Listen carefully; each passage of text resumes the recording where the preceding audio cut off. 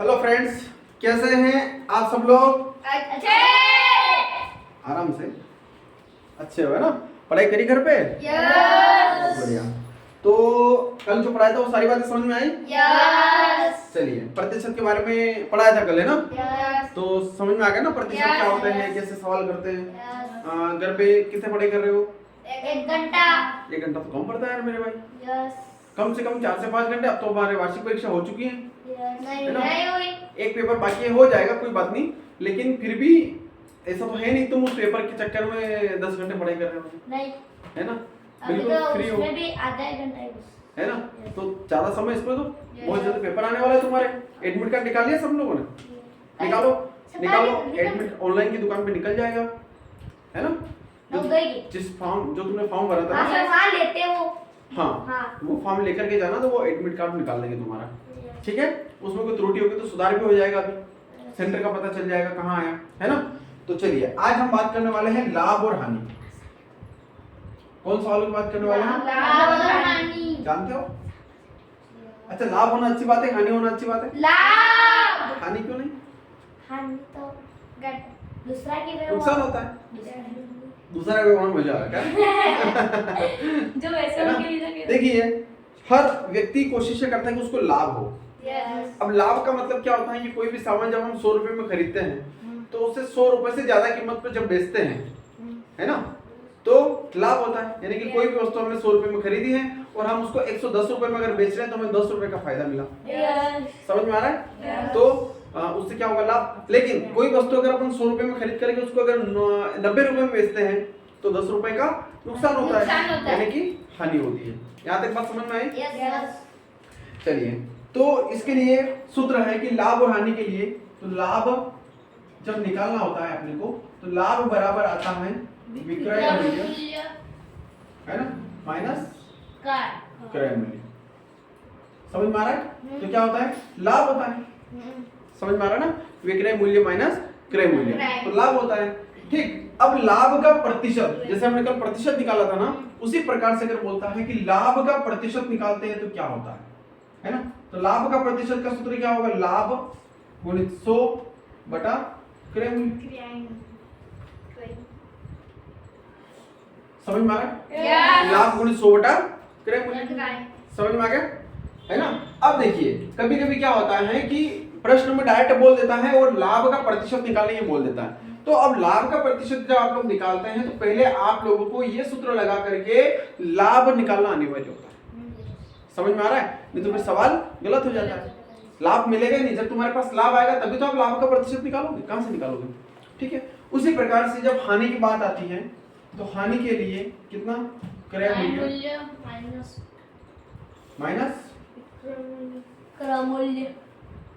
क्रय मूल्य माइनस विक्रय मूल्य।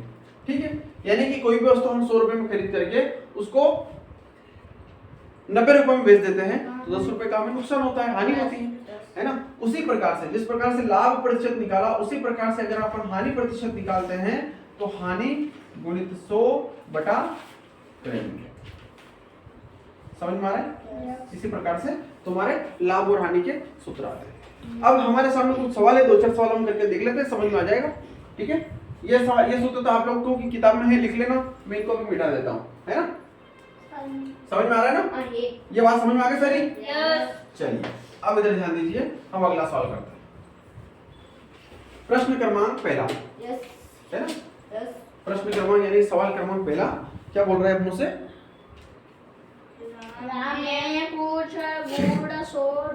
चलो इधर ध्यान दो कि राम ने कुछ गुड़ 100 रुपए का खरीदा और 150 रुपए का बेच दिया, तो उसको कितना प्रतिशत लाभ हुआ? लाभ प्रतिशत पूछा है ना? तो सबसे पहले क्रय मूल्य कितना हुआ? 100 रुपए। और उसी प्रकार से विक्रय मूल्य 150 कितना? 150 रुपए। समझ में आ रहा है? Yeah. वो अपनों से क्या पूछ रहा है? लाभ का प्रतिशत। तो लाभ प्रतिशत निकालने के लिए हमें सबसे पहले क्या निकालना पड़ेगा? लाभ, है ना? तो मैं लाभ का सूत्र लिखता हूं यहाँ पे। लाभ बराबर कितना आएगा? विक्रय मूल्य माइनस क्रय मूल्य। समझ में आ रहा है? Yes. विक्रय मूल्य कितना? 150। Yes. क्रय मूल्य कितना? 100, 100, यानी कि 50 रुपए। यस लाभ कितना हुआ 50 रुपए का। अब लाभ का प्रतिशत निकालना है अपने को, है ना। तो लाभ प्रतिशत का सूत्र क्या है, लाभ गुणित 100 बटा क्रय मूल्य। अभी निकाला, कुछ समय पहले लिखा था। तो लाभ कितने का हुआ 50 रुपए गुणित 100 बटा क्रय मूल्य कितना था 100 रुपए का। ये समझ में आया सवाल। चलिए अब 100 एकम 100, 100 एकम 100, ठीक है, यानी कि कितना बचा 50। तो उसको लाभ का कितना प्रतिशत हुआ 50% का लाभ हुआ। समझ में आया। इसी प्रकार से हम लाभ हानि के सवाल करते हैं, बहुत सरल है। चलिए अगला सवाल आता है कि राम ने एक गाय 450 रुपए में खरीदा तथा 380 रुपए में बेच दिया, तो उसको कितनी हानि हुई, है ना। यही कर लेते हैं दूसरा सवाल। तो क्रय मूल्य कितना है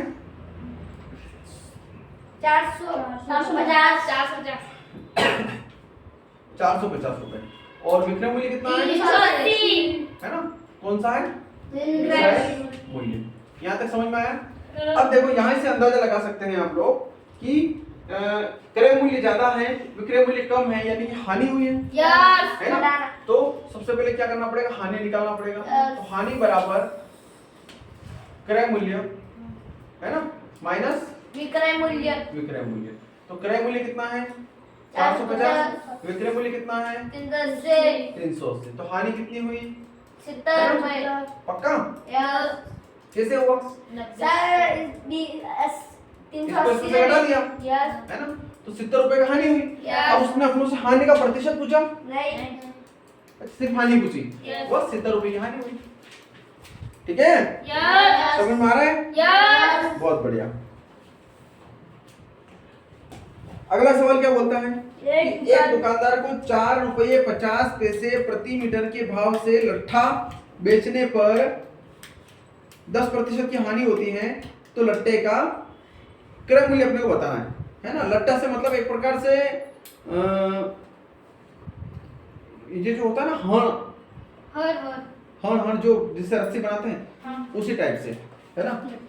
हाँ लट्टे, है ना। चलो ये दोनों उतारो, फिर करते हैं इसको। चलिए अब अगला सवाल देखो, चौथा सवाल कि राम ने 120 रुपए की साइकिल खरीद कर 135 रुपए बेच दी, है ना। चौथा सवाल देखो, राम ने क्या किया, क्रय मूल्य साइकिल का कितना 120 रुपए, है ना। विक्रय मूल्य कितना 135 रुपए, ठीक है। तो आगे क्या बता रहा है वो, उसे कितना प्रतिशत का लाभ हुआ, है ना। क्या निकालना है, लाभ का प्रतिशत निकालना है। लाभ का प्रतिशत का सूत्र क्या होता है, लाभ गुणित 100 बटा क्रय मूल्य। मैं शॉर्टकट करवा रहा हूँ, है ना, ध्यान देना। मैं सारे सवाल शॉर्टकट कर रहा हूँ क्योंकि सूत्र आप लोगों को याद हो गए। तो लाभ प्रतिशत निकालने से पहले हमें क्या करना पड़ेगा, लाभ निकालना पड़ेगा। तो लाभ कैसे निकलेगा, 135 माइनस 120, यानी कि विक्रय मूल्य माइनस क्रय मूल्य बराबर 15 रुपए, ये होगा। अब लाभ प्रतिशत का सूत्र क्या होता है, लाभ गुणित 100 बटा क्रय मूल्य, है ना। लाभ प्रतिशत का सूत्र क्या होता है, लाभ गुणित 100 बटा क्रय मूल्य, यानी कि 120 रुपया। समझ में आ रहा है। चलिए 0 से 0 कट गया, है ना। 3 5 15, 3 चौक 12, है ना। फिर 2 दूनी 4, 2 5 10, यानी 5 5 25 बटा 2, यानी कि 12.5। समझ में आ रहा है। इस प्रकार से उसको कितना प्रतिशत लाभ हुआ, 12.5% का लाभ हुआ। सवाल समझ में आया। चलिए इसी प्रकार से अगला सवाल देखो, पांचवा सवाल कि कोई दुकानदार एक रेडियो 440 रुपए में खरीद कर, है ना। ये पांचवा सवाल है, रेडियो का क्रय मूल्य कितना है 440 रुपया। क्लियर, 484 रुपए में बेच देता है, 484 रुपये में बेच देता है। समझ में आ रहा है। चलिए तो क्या दिखाना उसको, कितने प्रतिशत का लाभ होगा। तो यही सेम सवाल है ना। तो लाभ बराबर विक्रय मूल्य माइनस क्रय मूल्य, है ना। तो कितना लाभ हुआ 44 रुपए का। और लाभ प्रतिशत निकालने के लिए लाभ कितना 44 100 बटा क्रय मूल्य 440, है ना। तो 0 से 0 कट गया, 44 से कम 44, 44 से कम 44, कितना बचा 10, है ना? कितना बचा 10% का उसको लाभ हुआ। यहाँ तक समझ में आया? यस। मेरे ख्याल से सारे सवाल लगभग सब समझ में आ रहे होंगे, Yes. क्योंकि सारे सवाल लाभ और हानि से रिलेटेड ही हैं। यस। कोई दिक्कत? नो। चलिए अगला सवाल लिखते हैं।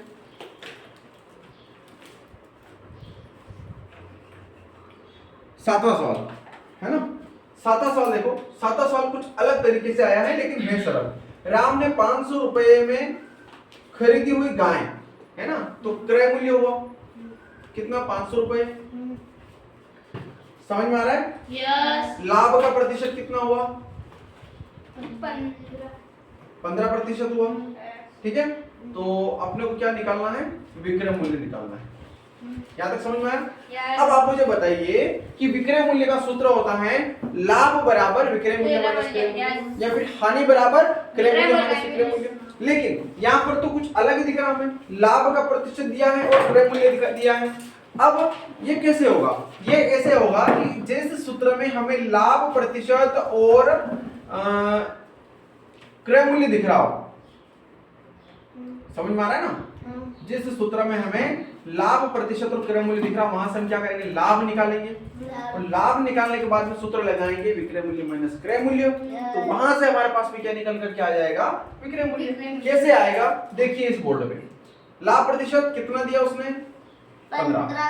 ठीक है, लाभ नहीं हमारे पास, हमें ज्ञात करना है। प्रतिशत नहीं, और हल करते रहे पर प्रतिशत का क्या करोगे? लगा है ना? और क्रय मूल्य कितना दे दिया उसने? 500 रुपए, यानी कि 100 एकम 100, 100 पांचे 500। 5 का गुणा 15 में करेंगे कितना आएगा? है गुणा पर गुणा करेंगे। हाँ 45। 15 × 45, 15 × 60, 15 × 75। 75 रुपया। कितना हुआ लाभ उसको? 75। अब हमें उसका निकालना क्या है? विक्रय मूल्य निकालना है। तो लाभ का सूत्र लगेगा, लाभ बराबर विक्रय मूल्य माइनस क्रय मूल्य, ये सूत्र लगेगा। चलिए लाभ कितना हुआ उसको? 75। ज्ञात क्या करना है? विक्रय मूल्य क्रय मूल्य कितना है? 500।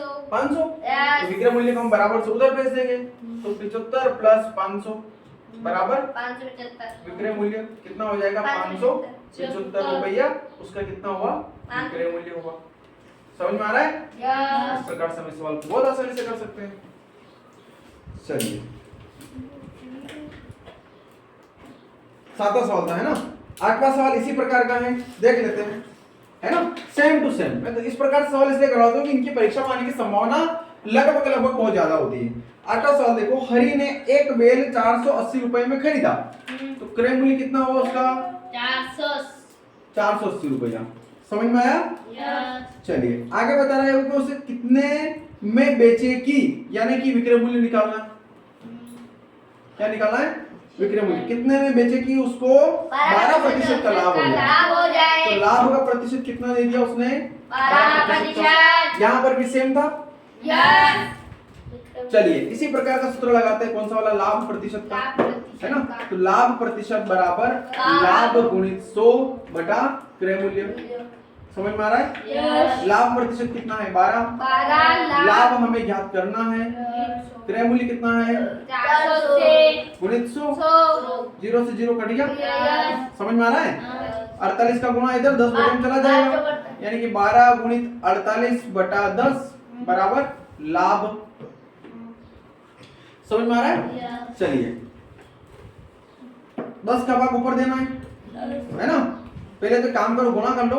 12 का गुणा 48 में, तो 12 8 96 पर 6 से 9, 12 चौक 48 और 9 57 बटा 10 बराबर लाभ। तो लाभ कितना हुआ? 5.76 का कितना हुआ? लाभ हुआ। अब इस लाभ के माध्यम से और इस क्रय मूल्य के माध्यम से हम विक्रय मूल्य निकाल लेंगे, है ना? तो सूत्र क्या बनता है? लाभ बराबर विक्रय मूल्य क्रय मूल्य माइनस क्रय मूल्य। क्रय मूल्य। तो लाभ कितना है? 5.76। एक मिनट ध्यान रखो, हमने जो लिखा है थोड़ा सा गलत लिख दिया।